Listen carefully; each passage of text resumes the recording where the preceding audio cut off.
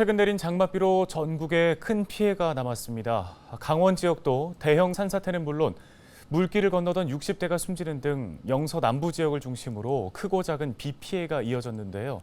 장맛비는 당분간 계속될 전망입니다. 긴장의 끈을 놓아서는 안 되겠습니다. 박건상 기자입니다.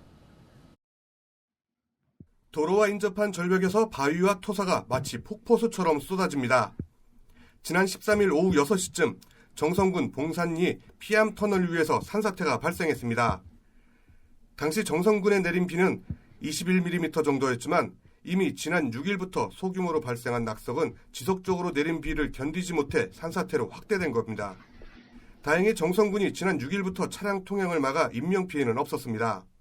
응급복구비를 10억 정도 지금 마련을 했고요. 일하는 피암터널 구간을 다시 드러내고 다시 설치하는 방법이 있고, 두 번째는 상습적으로 이제 붕괴가 우려되니까 노선을 바꾸자. 그래서 이제 앞에 있는 하천을 가로지른 교량을 설치하는 걸로 두 가지 하는 가닥을 잡았는데 아직까지 확정이 안 됐고. 지난 주말 사이에도 영서 지역을 중심으로 많은 피해가 발생했습니다. 특히 지난 13일부터 300mm가 넘는 많은 비가 내렸던 원주시 신림면에서는 안타까운 사망사고도 발생했습니다. 지난 14일 오전 8시 20분쯤 소 먹이를 주기 위해 이곳을 건너던 65살 A씨가 급류에 휩쓸려 숨지는 사고가 발생했습니다.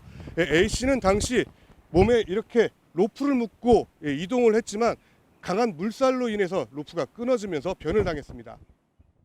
지난 13일부터 많은 비가 내리면서 원주에서는 주차장 옹벽이 무너지고 인제에서는 주택이 파손됐습니다.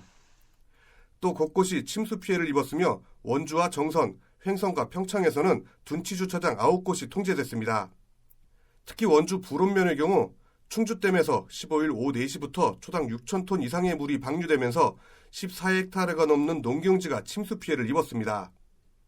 매년 이렇게 비가 와갖고 그냥, 그리고 요번에는 특히나 저기 충청북도에서 많은 비가 와서 갑자기 이렇게 어제 하루에 늘어갖고 그저께 아침까지도 괜찮았는데 갑자기 어제 날 새면서 마을 저 위에까지 여기서 한 500m까지 왔었는데 그래도 집은 괜찮았어요. 다.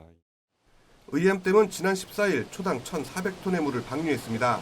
의암댐 방류량이 최고조에 달하자 김진태 지사도 현장을 찾아 브리핑을 듣고 피해 예방을 당부했습니다. 이번 장맛비는 기상청도 예보에 어려움을 겪었습니다. 비구름의 범위가 좁고 수시로 변했기 때문입니다.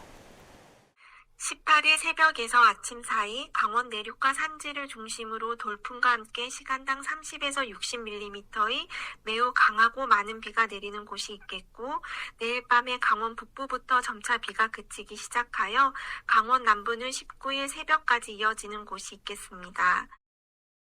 강원 지역의 장맛비는 19일부터 그치겠지만 22일부터 다시 장맛비가 내릴 전망입니다.